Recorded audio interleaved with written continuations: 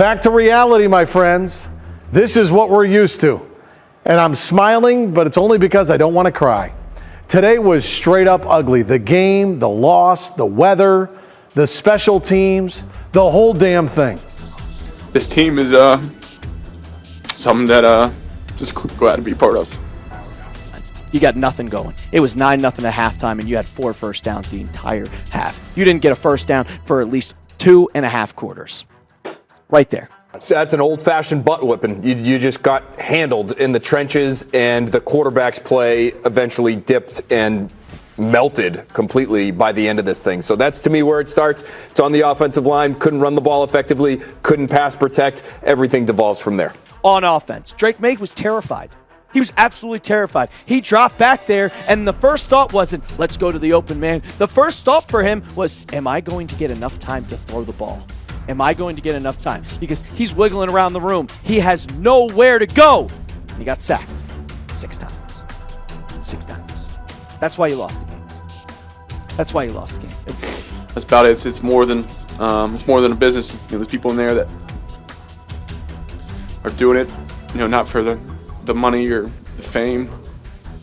And that's what's cool about this team.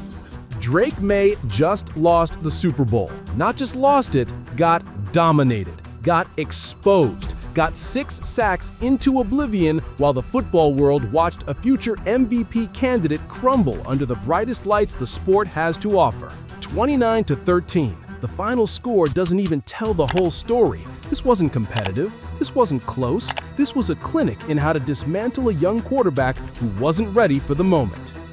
That's about it. It's more than a business. There's people in there that are doing it, not for the money or the fame. And that's what's cool about this team. This wasn't just a loss. This was a complete and total systematic breakdown of everything the New England Patriots had built their remarkable season on. A season that saw them go from 4 wins to the Super Bowl. A season where Drake Maye finished as the MVP runner-up by 1 vote. A season that was supposed to end with confetti and champagne and a Lombardi trophy hoisted high. Instead, devastation, heartbreak, and a young quarterback taking full responsibility for the collapse. It definitely hurts. It's been a long ride. They played better than us tonight. They deserve to win that game. And Drake Maye knows what happened. He watched it unfold in real time, feeling the Seattle pass rush bearing down on him play after play after play. 6 sacks, 6, tied for the most in Super Bowl history. Drake Maye didn't make excuses, didn't blame the offensive line even though they got absolutely manhandled, didn't point fingers at the receivers even though they couldn't get separation, didn't throw Josh McDaniels under the bus even though the play calling was questionable at best. He looked into those cameras and he took it, all of it. The Patriots' offensive line was a disaster. Will Campbell, the 4th overall pick, got put in a locker by the Seattle defensive front. One analyst from the Patriots fan community didn't hold back, saying Campbell got bullied today and comparing him to your little bully that you see in middle school when you go up to him and you literally put him into the locker. Brutal, absolutely brutal assessment, but accurate. Campbell and Jared Wilson on the left side of that offensive line were supposed to be the foundation, the young pieces that would protect Drake Maye for years to come. Instead, they looked like they'd never played in a big game before, because they hadn't. They're rookies, and on the biggest stage in football against a Seattle defensive front that was salivating at the matchup, they got destroyed. But the offensive line tonight was atrocious. It was one of the worst performances that I have ever seen. Drake Maye got sacked 6 times, but it felt like 60. Every dropback was chaos. Every snap was survival mode. The Seattle defensive front, led by guys like Byron Murphy and Derek Hall, were living in the Patriots' backfield. Mike McDaniels, the youngest coach to win a Super Bowl at just 38 years old, dialed up a masterclass. They blitzed more than they had all season. They sent Devin Witherspoon from the corner position. They showed pressure one way, then came from another. They confused the protections, forced Drake Maye to make quick decisions he wasn't prepared to make, and then when they didn't even need to blitz, they rushed 4 and still got home. Seattle blitzed a little bit more than they probably expected, and when Drake Maye makes that mic point and all of a sudden they switch it on. That's the chess match. That's NFL football at the highest level, and the Patriots got schooled. But let's go back to Drake Maye for a second, because his comments after the game reveal something deeper, something that speaks to his character, his maturity, and maybe even his future in this league. What a journey it's been for us. I love this team, love those guys in the locker room, and I'm gonna leave it all on the field. And I know a lot of guys did that tonight, and just came up short, didn't play our best, and that's what happens. There's no deflection there, no pointing to external factors, just pure accountability, the kind of accountability that you want from your franchise quarterback, the kind that builds respect in a locker room even after the most crushing defeat imaginable. And he went further.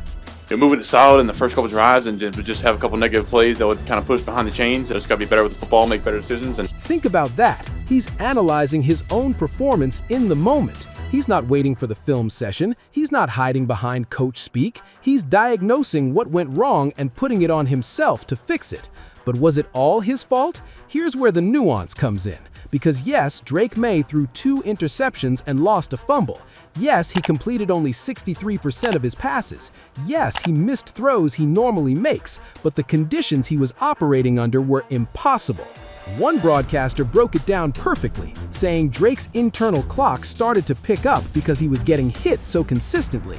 That's psychological warfare. That's what happens when an offensive line can't protect and a quarterback starts seeing ghosts before they even materialize. The running back, to the quarterback, to the offensive line. They did not show up tonight, and it showed up on the stat sheet. And this is why we are not celebrating the Patriots as champions, but the Seahawks get to celebrate as Super Bowl champions. The Patriots managed just 26 minutes of possession. They were 3 and out so many times in the first half that it felt like a scrimmage. They had 4 first downs in the entire first half. 4. You can't win football games like that. You can't win Super Bowls like that. And yet, through all of this carnage, the Patriots defense kept them in it. Christian Gonzalez was phenomenal, legitimately one of the best cornerback performances you'll ever see in a Super Bowl loss. He locked down whoever he covered. He broke up 3 passes. He made tackle after tackle. If Gonzo doesn't play in this game, it is 42 to whatever it is, 13. It is an absolute blowout. An absolute blowout. The Chiefs won Super Bowl 58 because Patrick Mahomes is different. But offense wins championships, and the Patriots' offense never showed up. 29-13. The score flatters New England, because for 3 quarters, this game felt over. Seattle led 9-0 at half, then 19-0, then 29-6 before the Patriots scored some meaningless points in garbage time. This was domination. And Sam Darnold, the quarterback everyone doubted, the guy who led the league in turnovers during the regular season, he didn't turn it over once in 3 playoff games. Not once. He managed the game, let Kenneth Walker run wild for 135 yards, and did exactly what Seattle needed. Meanwhile, Drake Maye, the MVP runner-up, the future of the franchise, looked like a deer in headlights for most of the night. One analyst went viral by calling him Drake Maybe after this performance, reviving the pre-draft nickname that questioned whether he was truly elite. Harsh? Absolutely. But after what we just witnessed, you understand the sentiment. From the start, Drake Maye looked like the one who was seeing ghosts. The stage was too big. The moment was too massive. And for a 23-year-old in his second year, playing in his first Super Bowl, the weight of it all came crashing down. But here's the critical question nobody's asking yet. Was Drake Maye hurt? There were whispers, speculation. He took that massive hit in the AFC Championship game in Denver, shoulder injury to his throwing shoulder. He said it felt better, said he was good to go. But did you watch him throw downfield tonight? Every deep ball looked like a punt. Everything with upward trajectory just floated, hung in the air forever. No velocity on anything over 20 yards. One analyst noticed and questioned whether his shoulder was actually healthy, noting that anything over the top with any upward velocity seemed to sting him. If that's true, if Drake Maye played this game compromised, it changes everything about how we evaluate this performance. But he'll never say it. That's not who he is. That's not the culture the Patriots have built. I got to make better throws when the game is like that. I got to make some throws to help us move the football. That's leadership, even in defeat, even in devastation. Taking responsibility when you could easily point to a dozen other factors.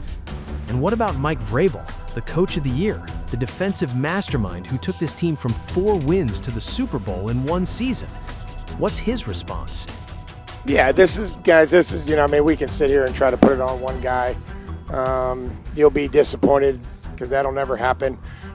It starts with us as coaching staff and making sure that, that we're doing our part. And then obviously we have to be able to execute. We got to be able to protect. When we do protect, we have to be able to progress through and throw the ball to the guy that's open and, and help the quarterback. And then he's got to be better. Class, pure class. He's protecting his quarterback. He's spreading the responsibility.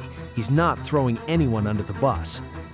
But behind closed doors, there are conversations happening about the offensive line, about whether Will Campbell can actually play tackle or if he needs to move to guard, about whether they need to completely revamp that left side, about whether Josh McDaniels had the right game plan. Because let's be honest, the Patriots played scared. They played conservative. They played not to lose instead of playing to win. And against a defense as talented as Seattle's, that's a death sentence. But the Patriots played a disciplined game. 3 penalties. At the time of possession is where it starts. Patriots only had 26 minutes. Discipline doesn't win Super Bowls when you can't move the football, when your quarterback is running for his life, when your offensive line is getting dominated. And now the Patriots have to live with this. They have to process this. They have to figure out how to come back from this. Because this hurts. This is going to sting for months, maybe years. The Seahawks won their 2nd Super Bowl in franchise history. Mike Macdonald becomes the 3rd youngest coach ever to win a championship. Kenneth Walker is your Super Bowl MVP after rushing for 135 yards. Sam Darnold gets his redemption arc. And Drake Maye, he goes home with questions, doubts, criticism, but also with perspective. Yeah, he was a heartbeat. No doubt about that. He was the big reason why we're here. He's always the same, and look forward to my relationship with him for a long time. He's a great person and hell of a football coach. That's a quarterback who understands the bigger picture, who knows this is just the beginning, who recognizes that at 23 years old, he's got years to make this right. The Patriots weren't supposed to be here. They overachieved. They exceeded expectations. They went from 4 wins to the Super Bowl in 1 season. That's remarkable. But it doesn't make this loss hurt any less.